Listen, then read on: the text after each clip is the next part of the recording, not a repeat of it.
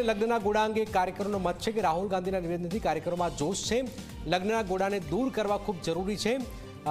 રાહુલ ગાંધીના પ્રયાસને બિરદાવવો જ જોઈએ. હાલ કોંગ્રેસનું સંગઠન ખૂબ જ નિષ્ક્રિય છે. કાર્યકરો પણ આ વાત કરી રહ્યા છે.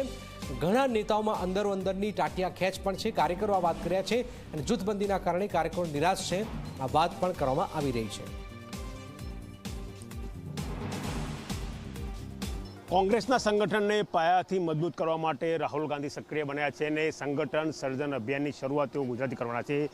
1 મહિના પહેલાં રાહુલ ગાંધી ગુજરાત આવ્યા હતા અને તેમને જાહેર સ્ટેજ ઉપરથી કહ્યું હતું કે લગ્નના ઘોડા અને રેસના ઘોડા અલગ છે, તેને અલગ કરવાની જરૂર છે.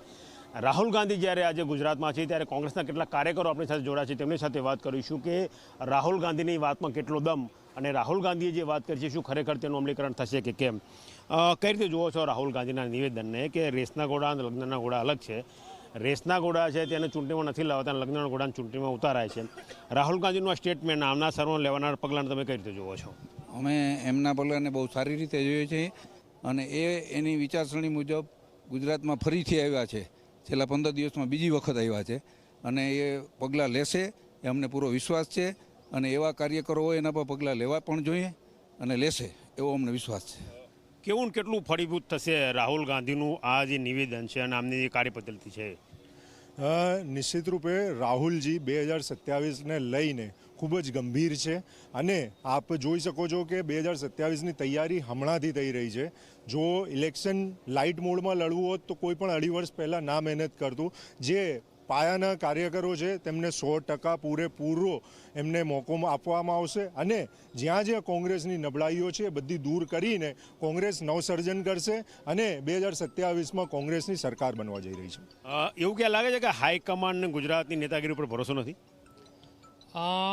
જરૂર. જો એવું ના હોત તો અત્યારે જે રાહુલ ગાંધીજી જે ગુજરાતમાં જે હમણાં આપણે જોઈ રહ્યા છીએ કે છેલ્લા વર્ષમાં એ ઘણી વખત અહીંયા આવી રહ્યા છે અને આવશે.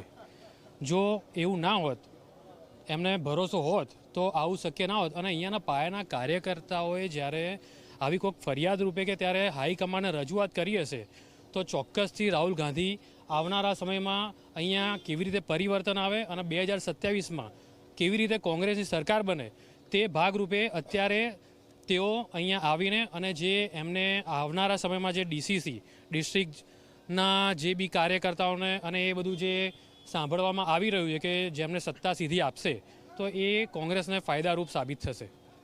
ગુજરાત કોંગ્રેસની વર્તમાન પરિસ્થિતિ માટે તમે કોને જવાબદાર માનો છો? હાલની જે નબળી પરિસ્થિતિ એના માટે મોવડી મંડળ મારા માનવા પ્રમાણે ઘણા સમયથી નિષ્ક્રિય હતું. રાહુલજી ગુજરાતમાં પધાર્યા છે અને 2027ની પૂરી તૈયારી કરે છે અને ગુજરાતમાં 182 સીટ ઉપર પૂરેપૂરી દેખરેખ રાખવામાં આવશે અને માળખું જે છે તે સંપૂર્ણ રીતે નવું બનાવી અને ફરી મેદાનમાં અમે કોંગ્રેસ 2027માં લડવાના છીએ.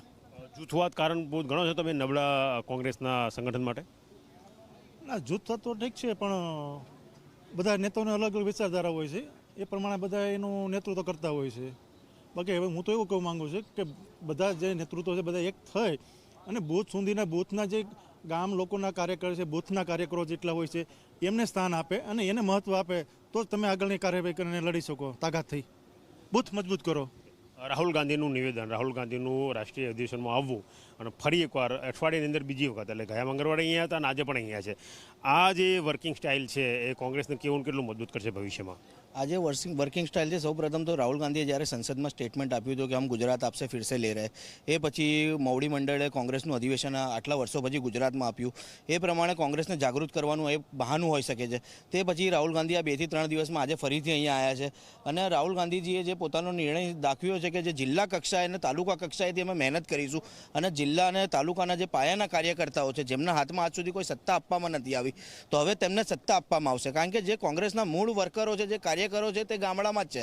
શહેરમાં તો જૂથવાદ, જાતિવાદ, સમીકરણ તે બધું બહુ ચાલતું આવે છે પણ કોંગ્રેસના જે મૂળ કાર્યકર્તાઓ છે તે જિલ્લાઓમાં છે અને જે જિલ્લા સમિતિ નક્કી કરશે અને જિલ્લા સ્તરથી જે મજબૂતાઈથી કોંગ્રેસ ચાલશે તો આવનારા 2027માં રાહુલ ગાંધી જો આ જ વર્કિંગ સ્ટાઇલથી 2-2.5 વર્ષ કાર્યરત રહેશે તો ગુજરાતમાં ચોક્કસપણે અમે સરકાર બનાવીને રહીશું.